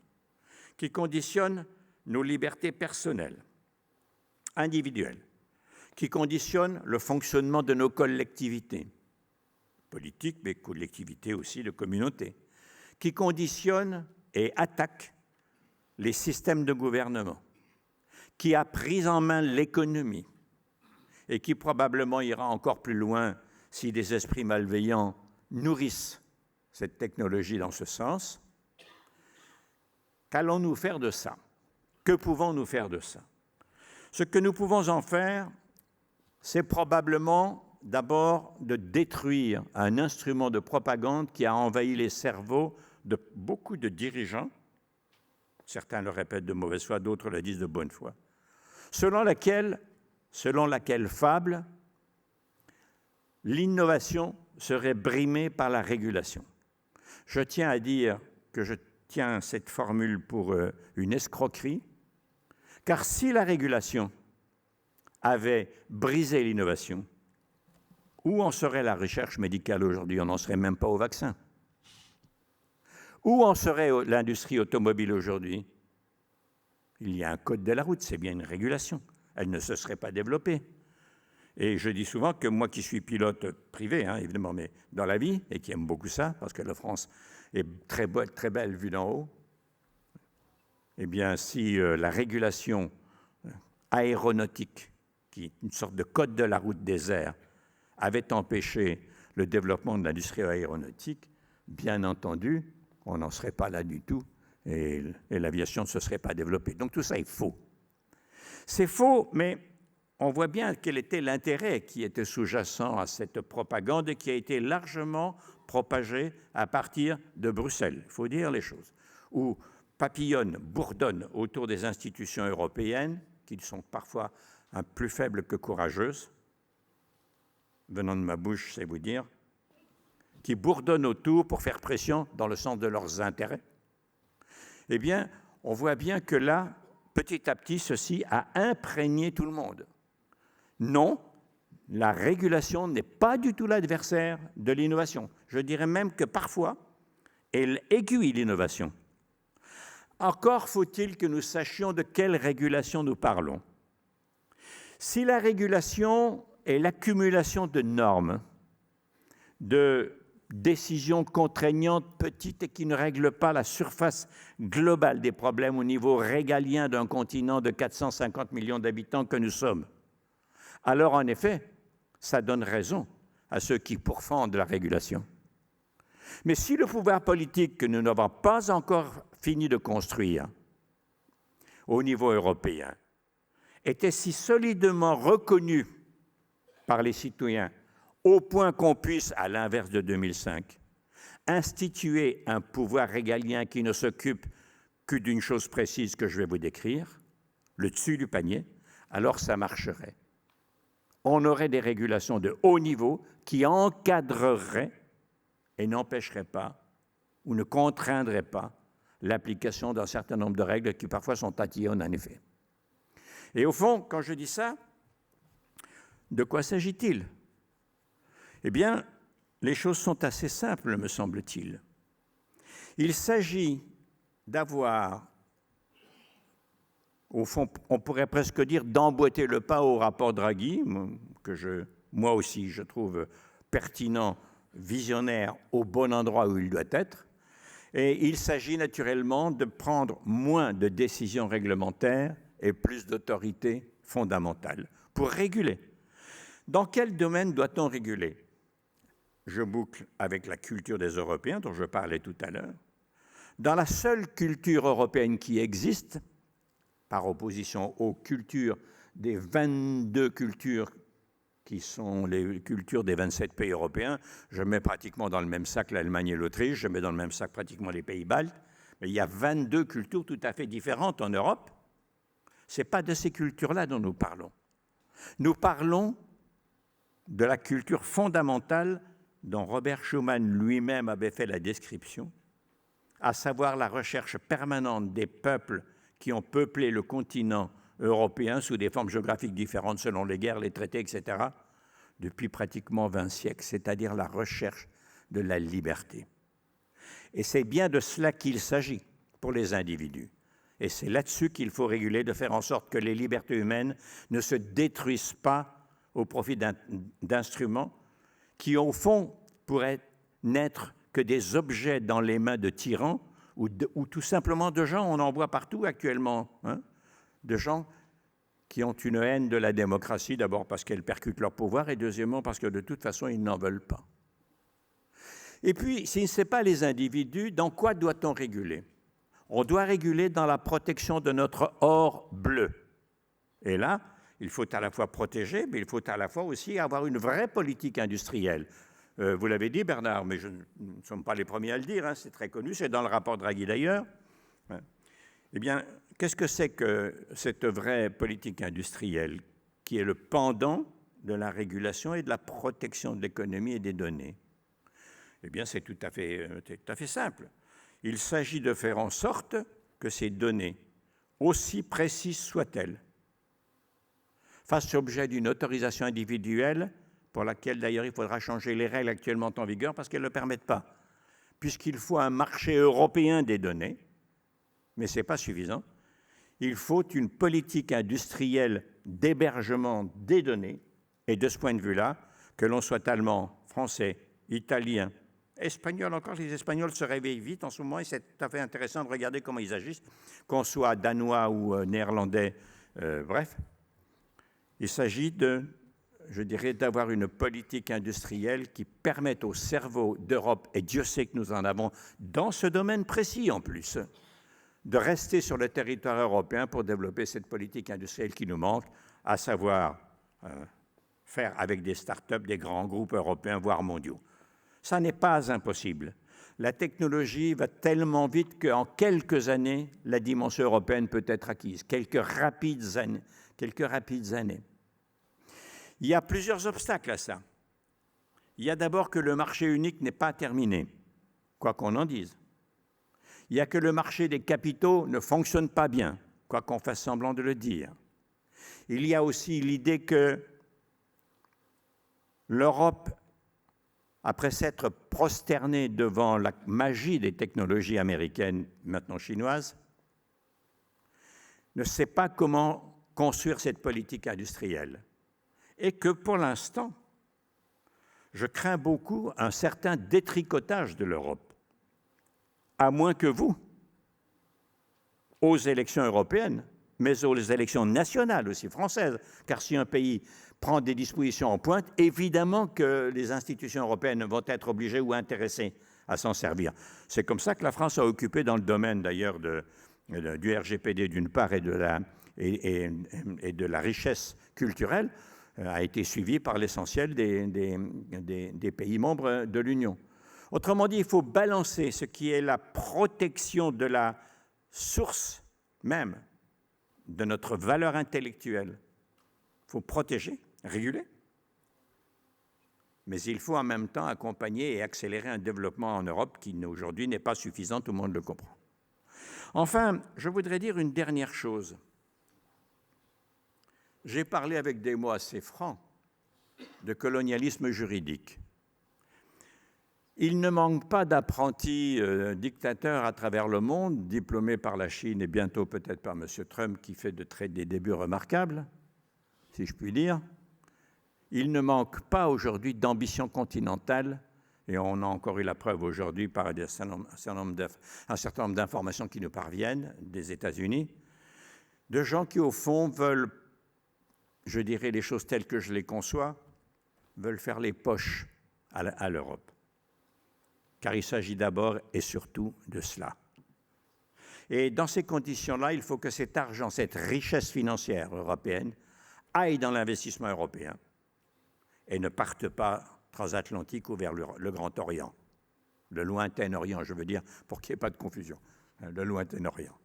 Voilà au fond les tâches qui nous attendent aujourd'hui, et par quelques bouts que vous preniez ça, je voudrais terminer mon propos en vous disant que peut-être vous avez été accablé par cette description très concrète de jusqu'où ça peut aller dans différents domaines, la technologie de l'IA. Vous savez, on ne perd que les guerres que l'on n'a pas entamées.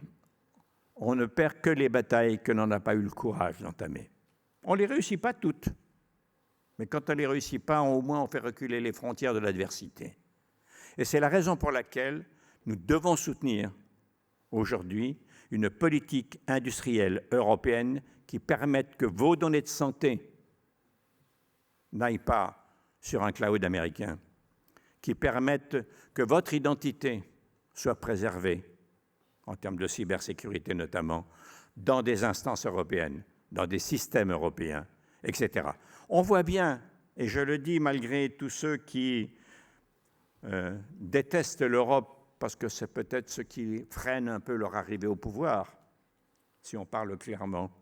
Je le dis, et j'ai maintenant l'expérience, et même un petit peu les années qui me permettent de voir les choses avec disons, un recul expérimenté. Je dis que l'Europe est aujourd'hui, a besoin d'être revitalisée pour affronter cette bataille dont nous parlons depuis un long moment. Il ne s'agit pas, encore une fois, d'être les ennemis de la technologie. Il s'agit de faire en sorte que la technologie soit à notre service, à la main des humains, à la main de l'intelligence humaine, et non pas l'inverse. Serons-nous capables de le faire? Moi, je pense que oui. Le voulons-nous ardemment? Non, pas actuellement. Serons-nous obligés de le vouloir? Bien entendu, ça ne tardera pas. Aujourd'hui commencent les scandales de l'assassinat involontaire des mineurs par eux-mêmes, le suicide. S'il y avait ici une assemblée de parents dont les enfants, d'ailleurs il y en a une à Nice, que je connais, que je respecte, une famille qui a perdu son enfant, qui avait 13 ou 14 ans. Et s'il y avait dans cette salle, vous pensez bien que ce seraient des militants ardents pour la régulation stricte de ce qui a fait tant de mal à leurs enfants et qui s'appelle un réseau social. Et donc, au fond, nous avons en nos mains les moyens aujourd'hui d'essayer de construire en Europe une industrie européenne de la technologie et notamment de l'IA, qui est l'étape d'après, enfin l'étape de maintenant, la vraie étape, et de faire en sorte que cette étape ne nous amène pas à des débordements qui consisteraient à détruire des humains ou à tout simplement franchir des lignes dont nous avons besoin, de respect des libertés notamment. Et ça, si nous réussissions ça, il n'y a pas de doute que le coup de talon au fond de la piscine ferait que cette version européenne des libertés dans le monde de la technologie repartirait vers le monde entier. Voilà ce que je veux vous dire. La cause, non seulement n'est pas désespérée, elle vous concerne tous. Et il y a des processus démocratiques qui s'appellent les élections pour ça. Et c'est ce qu'il faut faire. Ce sujet n'est pas étranger à votre vie quotidienne. Il la change, il la perturbe, il s'en saisit. Saisissez-vous du sujet et vous le subirez moins. Merci beaucoup.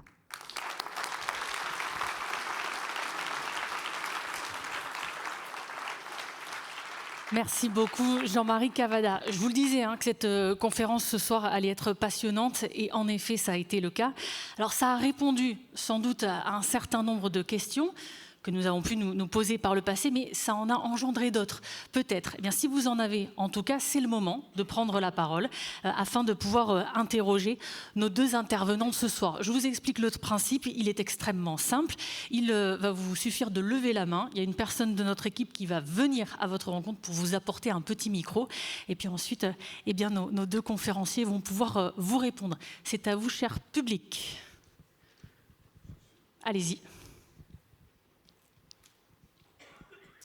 Bonsoir, merci beaucoup pour cette intervention. Je bois évidemment du petit lait en vous écoutant et on pourrait aborder de nombreux sujets, la dépendance numérique, mais je vais venir sur une intervention sur la régulation.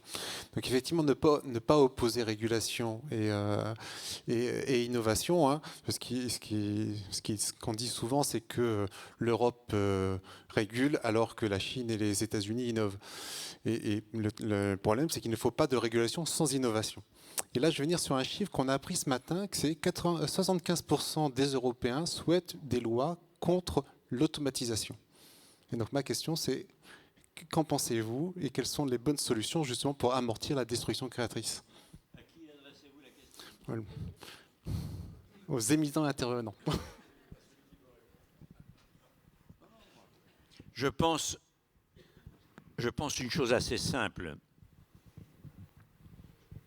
C'est assez naturel. Lorsqu'on restreint la vitesse sur une autoroute, ou lorsqu'on se mêle de restreindre la vitesse dans un département, vous avez bien entendu ma formule.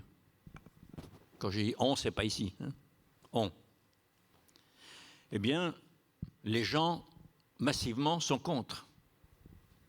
Un certain nombre de pionniers, qu'on pourrait appeler des minorités, sont favorables. Et ils ont souvent leur raison d'ailleurs. Il n'empêche que l'intérêt général s'impose et que petit à petit, cet intérêt général qui s'impose, c'est-à-dire la régulation, fait la pédagogie de l'utilité de cette régulation. Je ne connais pas beaucoup de gens qui sont favorables à l'augmentation des impôts. Pourtant, parfois, ils sont nécessaires. Et si les raisons sont bonnes et bien expliquées, alors on l'admet petit à petit. Ça ne me surprend pas que 75%, comme vous le dites, monsieur, ça ne me surprend pas, soit défavorable, se méfient, tiennent ça à distance. Je dirais presque que c'est un processus normal, classique et assez relativement équilibré, parce que ceux qui se chargeront de cette question et qui l'ont prise en main, ils ont 25% de chance de pouvoir la faire aboutir, ce qui est un bon prorata. Donc je ne suis pas du tout effrayé par ça, monsieur, pas du tout. Si vous avez une autre question, madame. Oui, bonjour. Merci, merci pour ces propos très inspirants. Au mois de mai, il y a Mounir Majoubi qui est venu à Monaco, qui a parlé de souveraineté. Et donc c'est le premier secrétaire d'État au numérique du président Macron, et qui a dit une chose que je vous demanderai, dont je vous demanderai votre opinion. Il a dit Si on veut des IA souveraines en Europe, et en particulier en France, il va falloir admettre qu'on ait des outils moins performants. Alors je vais tout de suite répondre. Alors je précise, avant toute chose, parce qu'il faut toujours être prudent dans ces domaines, je n'ai pas eu le plaisir de rencontrer directement M. Majoubi, mais je peux juger son action et ses discours. Donc ce que je vais dire n'est pas lié à une quelconque querelle, mais je trouve dangereux ce genre de propos. Pourquoi ? D'abord, ce que nous n'avons pas dit, parce que nous n'avons pas voulu d'emblée rentrer dans des questions politiques, c'est qu'il y a eu une forme de schizophrénie dans la perception même du sujet souveraineté. Je vous en parle pour tout vous dire, parce qu'on a créé l'Institut il y a 10 ans. À l'époque, on pensait que la souveraineté numérique, c'est, je cite les gens qui m'en parlaient, c'est de la science-fiction. Je dis, ah bon ? Et je précise que quand nous avons, avec mon ancien collègue du cabinet du Premier ministre, inventé le terme de souveraineté numérique, c'était en 2006, c'était même pas en 2015. C'était suite à nos travaux aux Nations Unies. Et effectivement, à ce moment-là, c'était pour alerter sur le fait que ça devenait important. Mais le problème, c'est qu'aujourd'hui, on parle de souveraineté, comme on parle de développement durable. Mais souvent, on ne se met pas, comme le disait le général que citait Jean-Marie tout à l'heure, on ne se met pas en accord avec nos arrière-pensées. Et je précise que les gouvernements successifs de ces dernières années ont dit la nécessité d'une souveraineté, au point même que le ministère auquel j'ai participé dans le passé de Bercy s'est même appelé souveraineté industrielle et numérique, mais d'un autre côté confie les plus grands marchés, les plus stratégiques. Tout à l'heure, Jean-Marie parlait des données de santé hébergées sur le cloud Azure. Je suis désolé, c'est une faute politique et stratégique majeure. Donc, essayer d'aller vers des systèmes européens serait forcément se contraindre à la nullité technologique. Excusez-moi, mais je n'achète pas ce propos. Et quand ça vient de représentants qui ont cautionné, année après année, des choix hautement dangereux, je vous en citerai un qui date d'il y a une dizaine d'années, qui a été effectivement le choix par la DGSI, nos services de renseignement intérieur, d'un système logiciel qui s'appelle Palantir. Je ne sais pas si certains d'entre vous connaissent. Palantir, c'est la société fondée par un certain Peter Thiel avec Karp sur les crédits de la CIA, sur tout ce qui était analyse de l'antiterrorisme. Et quand j'en ai parlé à l'époque à mes collègues de Beauvau, donc du ministère de l'Intérieur, je leur ai dit, c'est pas possible. Ah, mais nous avons pris toutes les précautions. J'ai dit, vous croyez vraiment que la NSA en a quelque chose à faire de vos précautions dans ce domaine ? Donc, vous voyez, on a un État qui, à quelques exceptions près, a été schizophrène, qui n'a pas pris les mesures nécessaires, ce dont nous parlions, sur le financement, sur le Small Business Act, c'est-à-dire l'aide aux petites et moyennes entreprises, qui est un élément qui est fondateur de l'économie américaine, fondateur, qui existe, je le précise, depuis 1953, 73 ans, 72 ans, pardon. Et donc, par définition, nous n'avons pas pris les bonnes mesures. Et quand il s'agit de marchés stratégiques dans l'éducation nationale, j'ai été au cabinet du ministre de l'Éducation, je peux vous en parler, par rapport à Microsoft, quand il s'agit effectivement de marchés structurants pour les données de santé qui sont, mais de manière incroyablement nécessaire au développement de l'IA, au développement de toutes les filières essentielles pour le continent. Si nous ne nous mettons pas à créer notre propre écosystème, ce que dit très bien le rapport Draghi, nous irons vers l'annihilation européenne. Ce n'est pas, vous voyez, c'est pas juste développer une filière un petit peu plus, vous voyez, saupoudrer comme l'ont fait les différents plans dans le passé, où on saupoudrait au travers de 34 filières industrielles. Non, là il y a un choix qui est nécessaire. Et effectivement, le propos défaitiste que vous citiez ne m'agrée pas. Voilà pour une réponse claire. Si vous avez d'autres questions, c'est le moment, monsieur.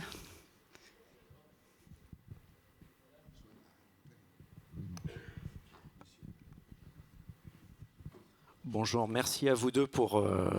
Je voudrais vous demander une faveur, monsieur, excusez-moi, qui est purement fonctionnelle. Je souhaiterais, si vous l'acceptez, que vous puissiez vous lever, qu'on vous voit, parce que d'ici on ne vous voit pas, et que vous vous... On a les phares voilà, dans la figure, et que si ça ne vous gêne pas, vous vous présentiez esqualité, qu'on sache à qui on parle, puisque vous savez qui vous répond. Merci. Bonjour, merci pour ces deux interventions qui sont très intéressantes. Alors je travaille dans le milieu de la cybersécurité et la dame qui est à ma droite dans les données personnelles. Donc au final, il y a deux choses que vous avez dites qui nous intéressent et qui au final nous percutent. Et en plus, on a un député dans la salle.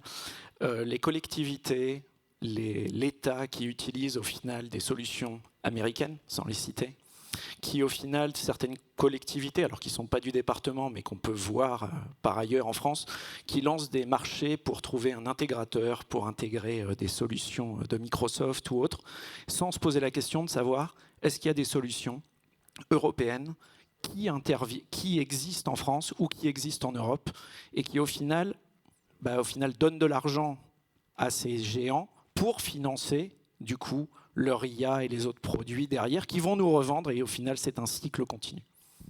Vous avez parfaitement raison.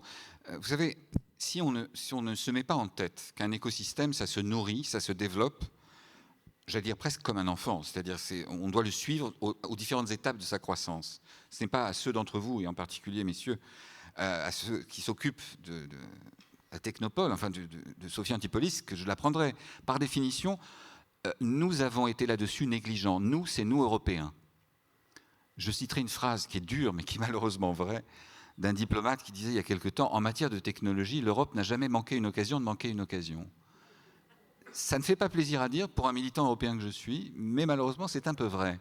Donc à un moment donné, on doit effectivement sortir de la torpeur et se dire qu'effectivement, pour reprendre votre question, des solutions existent. Je citais tout à l'heure le Health Data Hub, donc la plateforme des données de santé qui a été confiée durablement, et malgré les demandes répétées de certains parlementaires pour essayer de faire en sorte que ça bouge, à Microsoft. Par définition, une entreprise, je vais n'en citer qu'une, mais je pourrais en citer plusieurs, s'en est inquiété, enfin plusieurs s'en sont inquiétés, OVH en particulier avec Octave Klaba. Dassault Systèmes, Bernard Charlès a interpellé le président de la République là-dessus lors d'une réunion publique en disant nous-mêmes nous apprêtions à racheter Medidata pour 6 milliards de dollars, vrai argent, et on n'a même pas été consulté. Le président était estomaqué. Et la directrice du projet l'a interrompu. Alors moi je vous dis, j'ai été délégué interministériel, je n'ai jamais interrompu un ministre, mais interrompre un président de la République, pour moi c'est là aussi de la science-fiction. Mais elle l'a interrompu en disant mais nous avons toutes les assurances de sécurité auprès de l'ANSSI, etc.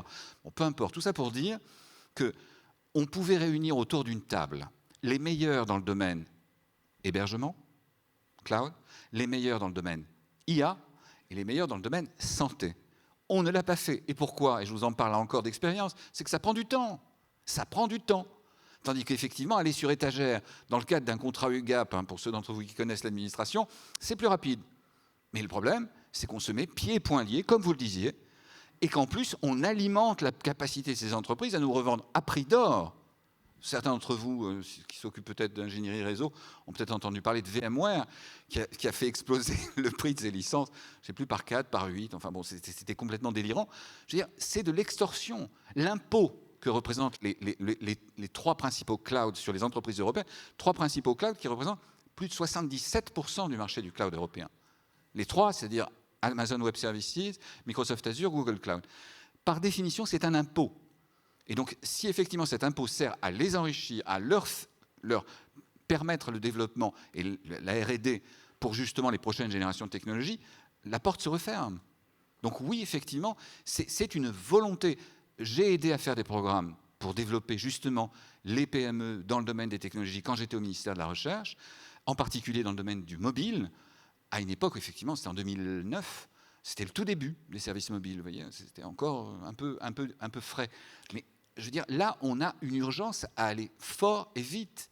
Et effectivement, à faire ce que nous, Français, avons du mal à faire, c'est l'analyse rétrospective des erreurs.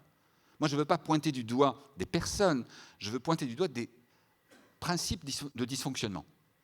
Et c'est vrai que sur le marché européen des capitaux que citait fort justement Jean-Marie Cavada, sur effectivement les investissements nécessaires, massifs, ce que propose Draghi, c'est 800 milliards par an sur une dizaine d'années. 800 milliards par an, pour vous donner une idée, le plan Covid de relance, c'est 750 milliards en une seule fois. Donc on est dans un registre, ce qu'il propose, c'est 5% de la richesse européenne par an. C'est énorme. Mais en gros, il dit, c'est ça ou rien. C'est ça ou l'annihilation. C'est une façon effectivement un peu dramatique de présenter la chose, mais ça a le mérite de la clarté. Et à un moment donné, nous ne pouvons pas nous permettre d'être uniquement défensifs. Et je vous en parle pour avoir rédigé des textes de régulation. Si vous n'êtes que défensif, vous perdez. Toujours. Toujours. Si vous n'avez pas un bras armé industriel, ce que comprennent fort bien les Américains, si vous n'avez pas un bras armé industriel, vous n'existez pas. Donc oui, effectivement, c'est de ça dont il faudra parler dans les temps à venir. Merci beaucoup Bernard Benamou. Alors, je vais donner la parole à un dernier... Pardon mademoiselle, je voudrais compléter... Assez rapidement, si c'est oui, possible. Oui, absolument. Comptez sur moi. Bien sûr. Je voudrais compléter ce que dit Bernard, parce que les citoyens que nous sommes, que vous êtes, ont le droit de se hisser au niveau des grandes questions de l'État. C'est même pour ça qu'on vote. Et là, il y a 2 observations qu'il faut remarquer. La première, c'est que nous sommes tellement pénétrés de l'ultralibéralisme de l'école de Chicago, qui n'a rien à voir avec le libéralisme, qui est une déformation, si je puis dire, que nous n'osons pas faire intervenir l'État dans les domaines qui le concernent et le regardent en direct, c'est-à-dire le régalien stratégique. Comment les Américains ont-ils développé leurs outils? Avec l'argent du Pentagone. Comment ont-ils redressé Boeing, qui était dans une mauvaise... même chose, etc. Ça, c'est une première chose. Et la deuxième, mais pourquoi donc? Par quelle aberration, par quel mépris, par quelle négligence on n'a pas obligé la mise en place du fameux Small Business Act qui est fondamental et qui n'est pas compliqué. C'est pas compliqué. Voilà. Vous voyez, j'ai été court. Parfait. Vous avez été parfait. On a une dernière personne présente dans la salle qui a très envie de poser une question. Monsieur, allez-y. Et puis, c'est vrai que je vous demanderai d'essayer de faire des réponses assez synthétiques pour qu'après, on puisse poursuivre la soirée. Merci. Bonjour, je suis Marc Romboville. Merci de rallumer. Voilà. Ce que je voulais dire, c'est que la souveraineté, comme est un pays démocratique, la souveraineté, ça commence par la population. Et la population, voilà quelques années maintenant, voulait débarquer une IA auquel elle ne comprenait rien du tout, l'obligeant à traiter de sujets qu'elle était au-delà de se préoccuper jusqu'à présent de façon cruciale. Et je crois que maintenant, comme tout a été fait un peu en dépit du bon sens, parce qu'on a laissé la grande vague de la technologie envahir tous les segments de la société, des réseaux sociaux, voilà, et très maladroitement. Et maintenant, on se pose plein de questions. Ce qu'il y a, c'est que maintenant, je crois qu'il faudrait s'attaquer à une chose, c'est que l'IA, ce n'est pas un virus comme on l'a attrapé en 2020, et c'est vraiment des segments particuliers de la technologie qui sont mis en œuvre, et par qui? Par des équipes de gens, quelque part, dans des équipes de Google, dans des autres équipes, etc., pour générer à cadence infernale des versions de ChatGPT, de Gemini et tout, etc., auxquelles on ne peut, la culture qu'ont les gens ne peuvent se raccorder à rien du tout et subir de façon catastrophique. Bon. Merci, monsieur. Finalement, c'est plutôt une démonstration qu'une question. Maintenant... Est-ce que vous avez une question précise à poser à nos intervenants ou est-ce que vous vouliez simplement donner votre point de vue, ce qui est d'ailleurs tout à fait intéressant également? Voilà. Bon, alors donc ma question, c'est est-ce que monsieur Ginesi prendra ma carte de visite pour me donner rendez-vous? Parce que je crois que maintenant... Ah, on n'avait pas compris que c'était ça, votre prise de parole. C'est donc clair. Vous savez qu'il y a un service public qui fonctionne. Pour ça, ça s'appelle la Poste, un petit courrier. Merci pour votre intervention. Moi, je suis direct. Il est d'accord, Charles Ginesi est d'accord, il nous fait signe. Bon, on va pouvoir de ce fait passer à la suite. Merci beaucoup d'avoir répondu aux questions des personnes qui sont ici présentes ce soir. Je vais maintenant inviter Marco Landi à monter sur scène. Vous pouvez l'applaudir d'ailleurs, parce qu'évidemment, il est très important dans l'organisation de la soirée de ce soir. Il est président du comité d'experts Smart Deal du département des Alpes-Maritimes et président de l'Institut Europe IA. Marco Landi, c'est à vous. Bonsoir les amis, bienvenue et surtout merci Jean-Marie et Bernard. Restez messieurs, restez. Il y a une petite surprise pour vous après. Jean-Marie, tu vois là. Ah, tu veux regarder de la salle. Ok, comme tu veux. Regarde, Institut Europe IA. Avec Charles-Ange Ginesi, on a commencé notre mission il y a maintenant 8 ans.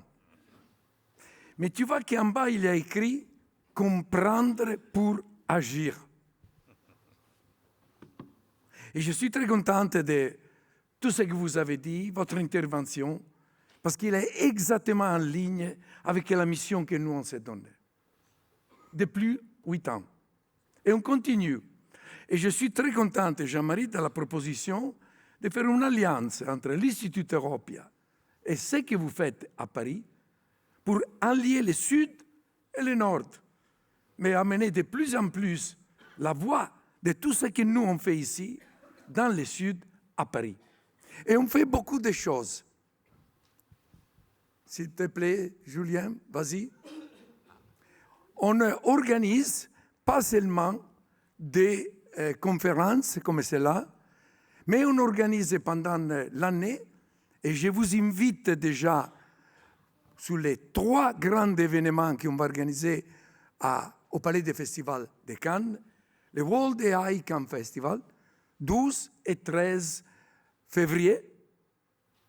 Vous êtes tous invités. Deuxième, quelques nouveautés qu'on a commencé cette année, le World AI Film Festival. Commencé cette année et déjà qui est devenu mondial. On va avoir l'édition en Corée, au Japon, en Chine, au Brésil et bientôt dans d'autres pays. Et on va amener les meilleurs talents du monde entier à Cannes les 21-22 avril.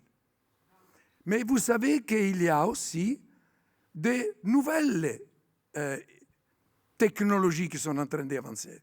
Et nous, on veut être à la pointe de tout ça. On veut discuter de tout ça. On veut faire découvrir tout ça. C'est la raison pour laquelle on a lancé, merci au département, merci au Palais des Festivals de Cannes, le World Cannes Quantum Festival. Sera les 17 et 18 de novembre. Vous serez invités, vous êtes tous invités. Vous voyez que quand même dans notre département, on peut être fiers. Et merci, Charles-Ange, du support que tu nous donnes. 3 grands festivals qui, dans l'année prochaine, ils vont être vraiment mis en avance et qui vont nous donner beaucoup plus de visibilité à la Technopole. Et je demande que toutes les fois qu'il y a des visiteurs de niveau de Jean-Marie et de Bernard, on les amène à visiter Sophie Antipolis. Parce que vous avez vu comment ils ont bien compris l'importance de tout ça. Ils seront des ambassadeurs de notre département. Merci beaucoup. Bonne soirée. Merci beaucoup, Marco Lundi. Je vous ai demandé à tous les deux de rester sur scène parce qu'il y a une petite surprise pour vous, en effet. Et pour cela, je vais demander à Charles-Ange Ginesi, le président du conseil départemental, et à Jean Leonetti de monter sur scène. Ça va être le moment de vous remettre des mélèzes des Alpes-Maritimes. Les mélèzes des Alpes-Maritimes, de quoi s'agit-il? Non, on veut rester, il y a un cadeau pour vous. C'est pour ça que je vous demande de rester depuis tout à l'heure. Vous allez recevoir un magnifique prix. Franchement, je vous remercie, mais j'ai l'impression de faire partie du décor maintenant. C'est un peu tôt. Vous voulez pas un cadeau? Pourtant, voilà, ce sont des prix qui permettent au département des Alpes-Maritimes de vous remercier pour la qualité de la conférence qui a été donnée ce soir. Il y a une personne de notre équipe, évidemment, qui va venir pour vous les apporter immédiatement. Ces mélèzes, vous pouvez les regarder et c'est l'œuvre d'ailleurs d'un artiste maralpin qui s'appelle Éric Garance. Voilà, donc en plus, c'est un trophée Made in Sud de la France et Made in département des Alpes-Maritimes. Charles-Ange Ginesi, je vous laisse les remettre à nos conférenciers.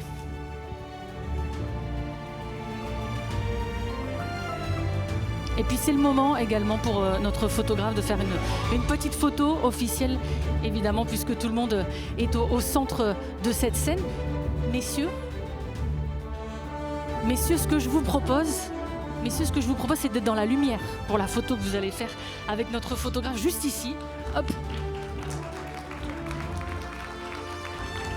Bernard Benamou, vous pouvez vous mettre juste là. Allez-y, Jean Leonetti.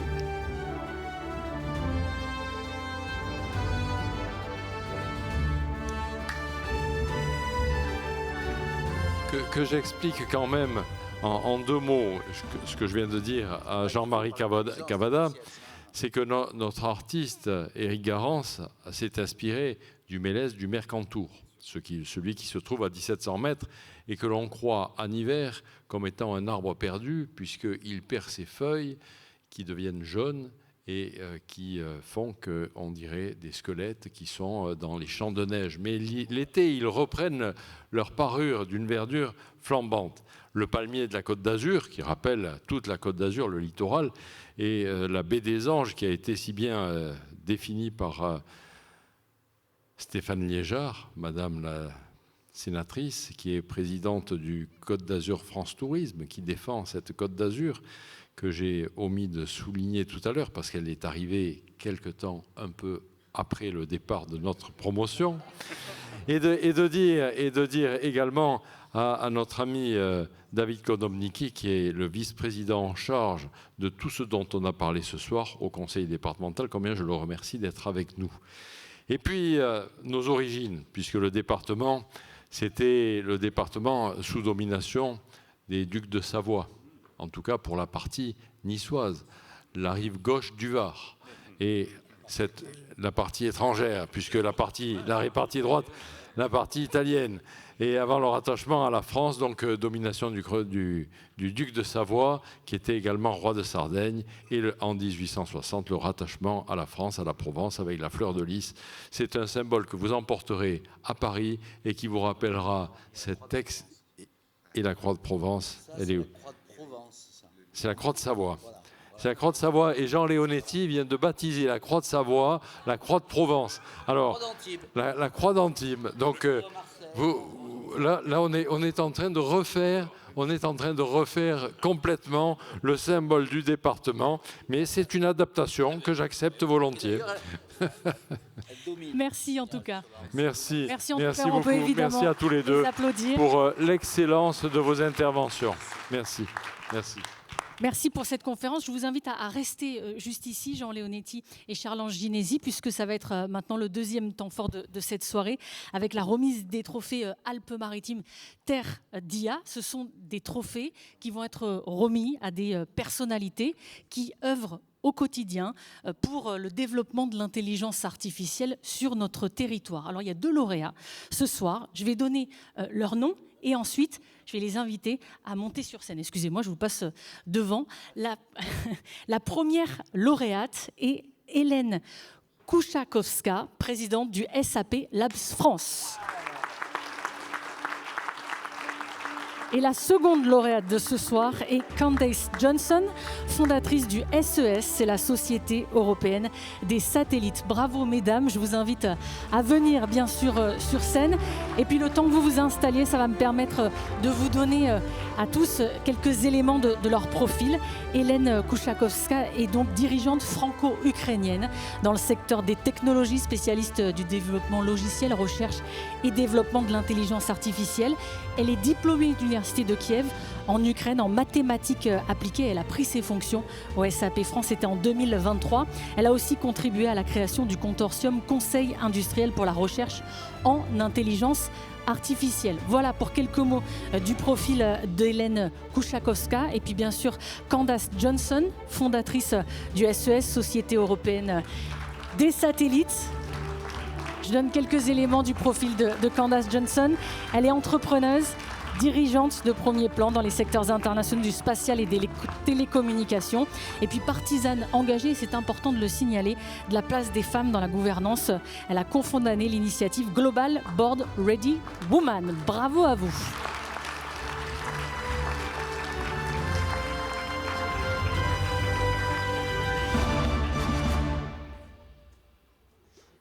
Et merci à tous. Voilà, cette conférence touche à sa fin avec une jolie photo qui est faite actuellement.